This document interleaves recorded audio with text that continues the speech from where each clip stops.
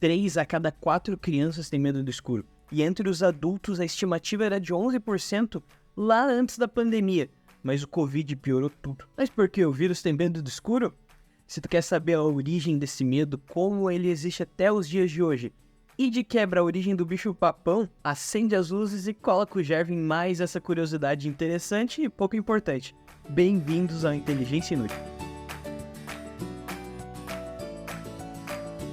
Nictofobia. Esse é o termo usado para esse medo e vem da junção do grego nictos, que é noite, e phobos, que é medo. E o próprio termo já nos ajuda a entender tanto a origem como o porquê ele está vivo até os dias de hoje. Nosso cérebro é programado para detectar ameaças principalmente pela visão e pela audição. Então a falta de visibilidade é um convite para esse pânico. Imagina os nossos ancestrais que tiveram que enfrentar criaturas durante a noite. Os menos curiosos, os que ficavam mais resguardados na noite ou nas sombras, com certeza tinham mais chance de sobreviver e mais chance de passar adiante esses genes medrosos deles. E sim, a gente vem carregando isso através da memória genética, que eu posso explicar um pouquinho melhor mais pra frente.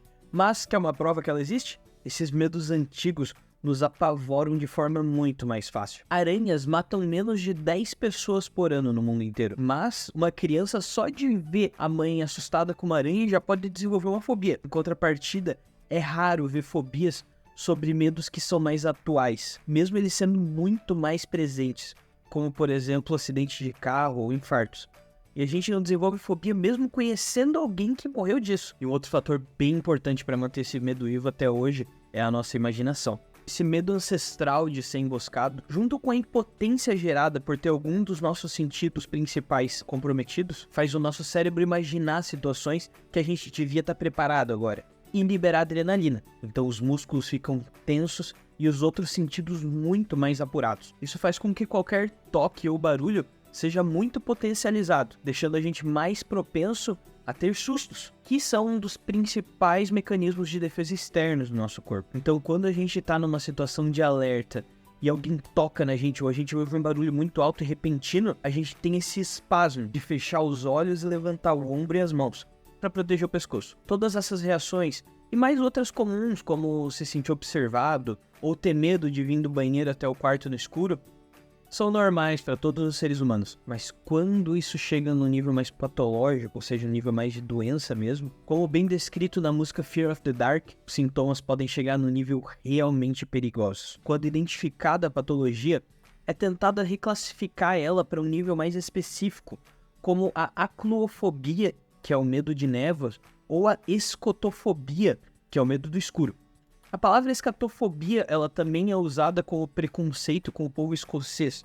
É óbvio que não é nesse sentido que eu estou usando. E quando a gente chega em um desses estados patológicos, então além daqueles sistemas que eu falei, a gente pode começar a sentir falta de ar, suor excessivo, náuseas, boca seca, tremores, palpitações e nos piores casos, até uma sensação de se desprender da realidade ou da morte. Tudo isso, na maioria das vezes, a gente nem tem um perigo real, é só a nossa mente que criando essas coisas. E é baseado nessa vulnerabilidade que diversos contos ou filmes de terror tentam nos gerar diversas emoções. Pode perceber que a maioria dos filmes de terror se passa em um lugar escuro, de noite, no silêncio, e eles culminam isso com outros medos gerais que a gente tem. Os nossos principais medos são o medo do escuro, o medo de quedas e o medo de separação. Então vamos aos clichês.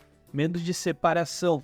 Você já percebeu que mesmo se o monstro desse conta do grupo inteiro, o roteiro dá um jeito de deixar a pessoa que vai morrer sozinha antes de ser assassinada? Isso não é por acaso. Uma outra fobia forte que a gente tem é a de criaturas vindo na nossa direção. Daí vem aquele maior clichê de todos, é da pessoa correndo e o assassino andando na direção dela, mas nunca se afasta. Isso gera essa sensação de agonia junto com o personagem. E todo esse empenho em causar na gente esse medo acaba gerando outras fobias, como por exemplo a quiroptopofobia, que é o medo de morcegos, e até de criaturas que nem resistem, como a sanguivorifobia, que é o medo de vampiros. Uma curiosidade agora, sabe aqueles barulhos que a gente costuma ouvir de madrugada? Normalmente eles são ou animais, ou eles são causados pela mudança de temperatura. Conforme a temperatura vai baixando, as coisas costumam se comprimir e aí geram estralos, principalmente em casas de madeira. A mudança de temperatura também faz o motor da geladeira, por exemplo, ligar ou desligar. E para fechar as curiosidades, a primeira fobia de toda criança levada, o bicho-papão, que era o devorador de crianças. Esse mito chegou até aqui através dos europeus. Lá eles chamam de tutu, e esse nome se manteve em algumas regiões aqui do Brasil também.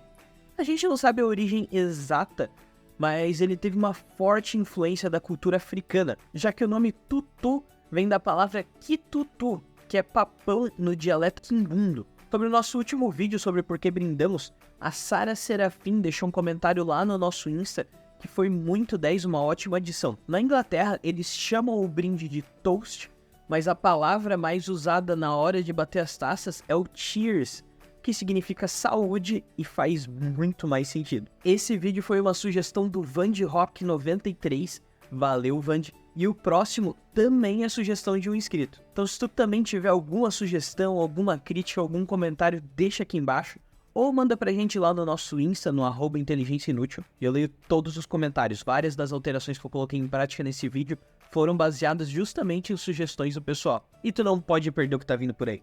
Sério, vídeos curtos, participações especiais, participação dos inscritos. Então se inscreve com o sininho ativado para não perder nenhum vídeo. E se não deu o like ainda, me dá essa força, eu tô precisando bastante nesse início. E obrigado a todos que assistiram até aqui.